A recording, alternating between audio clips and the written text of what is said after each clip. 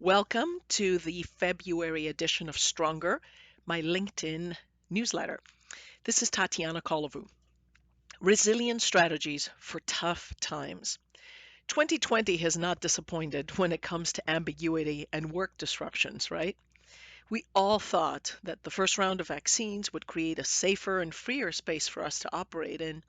Companies were considering returning to office operations, and our kids were eager to return to their classrooms. But that's not how things played out. So, what options do we have? Throw in the towel and move to a sunny island? Believe me, I've thought of that.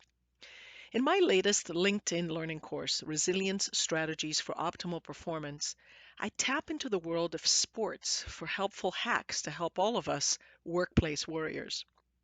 Watching the Winter Olympics has been a great reminder of how high level athletes overcome stressors from injuries to repeated competition failures and other setbacks. We've seen them all use pre race strategies, disclose insecurities that plague them under pressure, and talk about the importance of mental health. So, what helpful strategies can we use to get through this extended rough patch? Here are a few to consider. Use visualization. This was a key strategy for me this summer when our son Alexei was recovering from a serious illness. I would envision him wearing his favorite hoodie at his graduation party that we would be celebrating once he got better. I would picture him charging into the waves at the beach of our favorite Greek island of Serifos. I needed to do this to gain the strength to get through each day. Like athletes, my images were both aspirational and positive. Athletes will either internally visualize the event or see themselves performing a perfect race. Internal visualization is mental training that invites you to be the protagonist and is often more tactical. For example, skiers visualize a map of the course. They close their eyes, hear the starting horn, and literally race through the entire event. Many actually begin to experience physical changes like increased heart rate or muscle tension. You may not be flying down a ski slope or kicking the winning soccer goal, but you may be giving a presentation or leading a meeting or speaking at a press conference. Take some time and set the stage. Look out to the audience and see your hand gestures. Imagine yourself standing or sitting tall. Confidently point to your visuals as you scan the room and see the engaged faces in the audience. Remember that half of the success with all of these drills comes from the preparation. Daily affirmations. A helpful tool I've learned from the world of sport, which translates well for everyday challenges, is a confidence journal. If journaling at the end or the beginning of the day doesn't come easy to you, then just make a list of your strengths, skills, qualities, and characteristics. Write them down weekly or even more often if you're going through a rough patch. Stay in the first person. Own these and make the list as long as you want. Here are a few to get you started.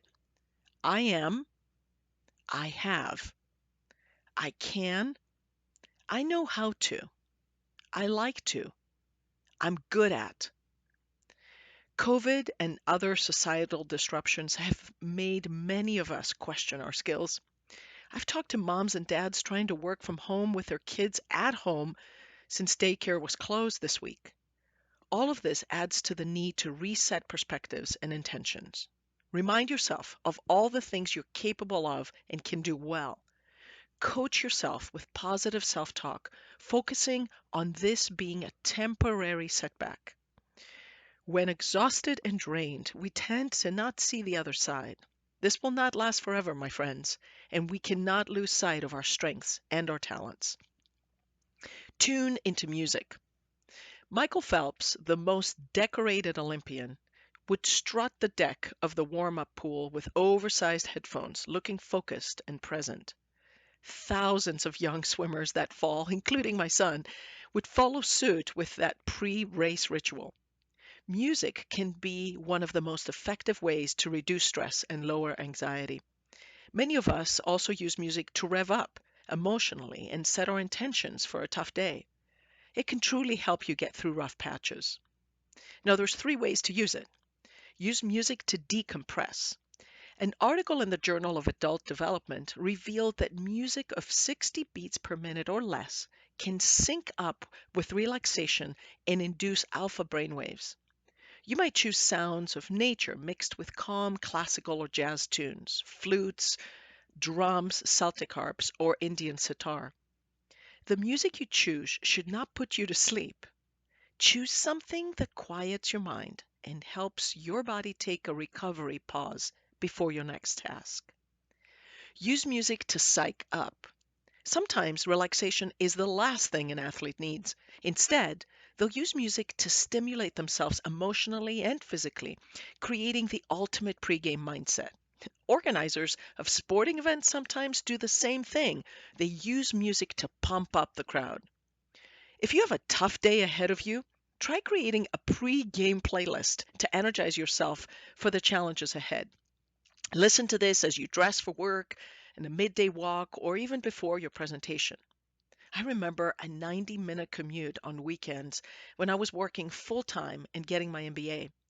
As a ritual, I always started that drive with Mariah Carey's song, Make It Happen. What's your motivating pregame song? Use music to pace. It's not a coincidence that notable brands like Peloton and Apple Fitness fully leverage the beat of the music. This helps users dissociate from the boredom of exercising on a bike, which is not going anywhere, but also use the motivation to train for fitness benefits.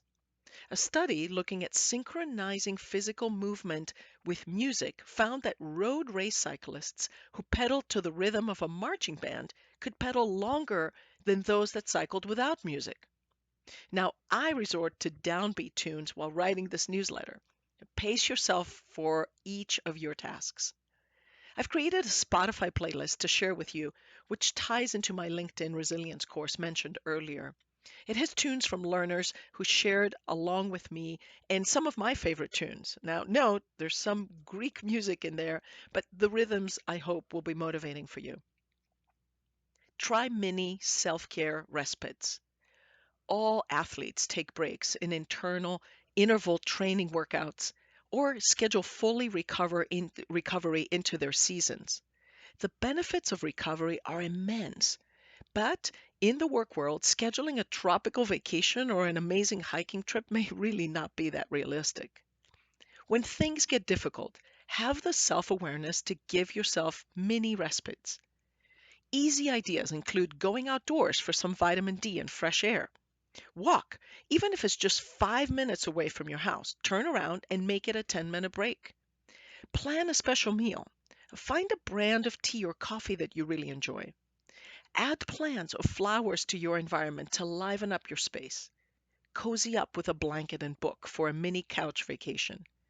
Scheduling a long break may not be a possibility during difficult times, but short respites can help you endure.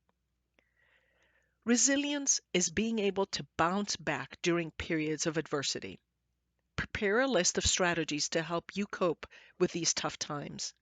I'm interested in learning what strategies have worked for you in these past 2 challenging years. Leave a comment or send me a private LinkedIn message. Remember to take care of you. Now, if you think that this Stronger newsletter would be helpful for a friend, please pass it along.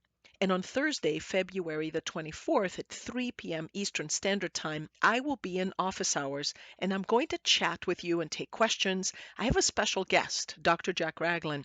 He is a fellow of the American Psychological Association and a sports psychology professor who will help us draw parallels between athletes and all of us working warriors. The link is in the newsletter.